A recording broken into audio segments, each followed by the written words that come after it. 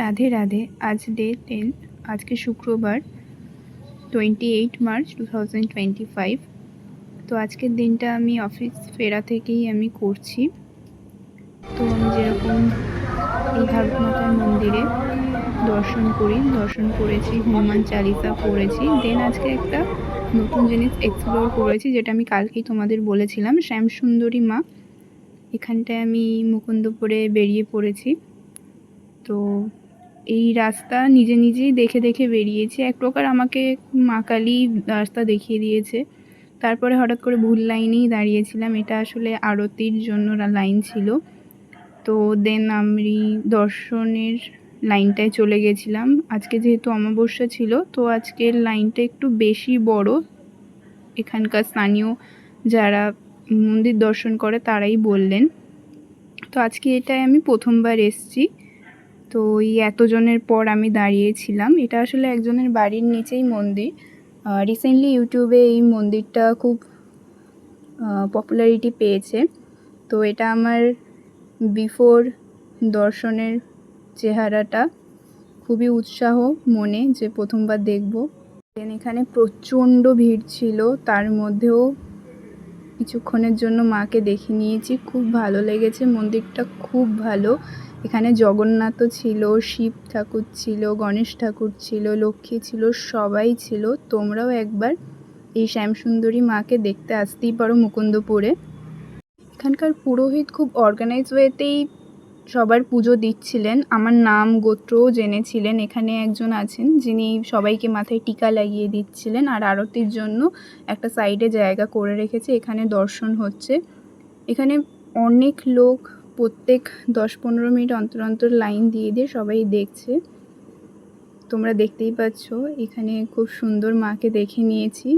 তোমরাও একবার সময় করে ঘুরে যেও, তোমাদেরও মন ভালো হয়ে যাবে।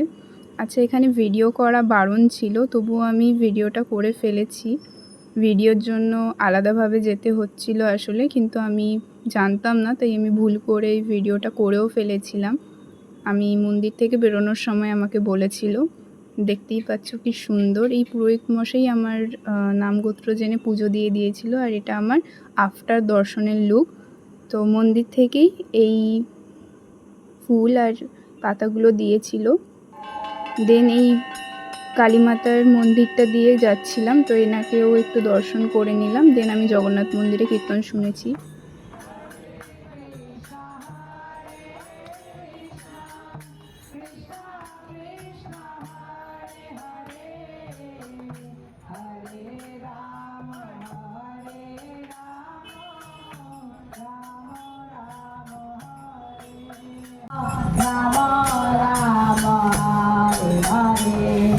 Hare Krishna, Hare Krishna, Krishna Krishna, Hare Hare, Hare Rama, Ram Ram, Hare Krishna, Hare।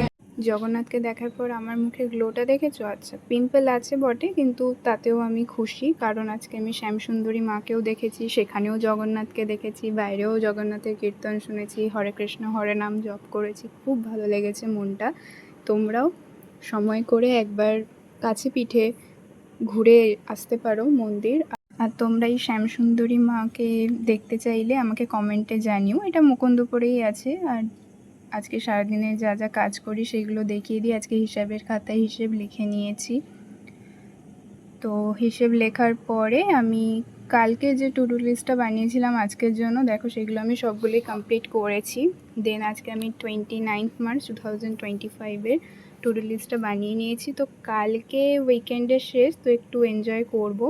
দেন গীতা পড়তে স্টার্ট করে দিয়েছি, তার কারণ আমি 52 পেজ অবধি কালকে পড়েছিলাম। আজকে 53 নম্বর পেজ থেকে পড়বো। তো এখানটা অ্যাকচুয়ালি বিবরণী দিয়েছে যে অর্জুন কী বোধ করছিলেন, কেন বোধ করছিলেন এরকম নিজের পরিবারের সদস্যদের, ওটা নিয়ে ডিটেলসে লেখা আছে।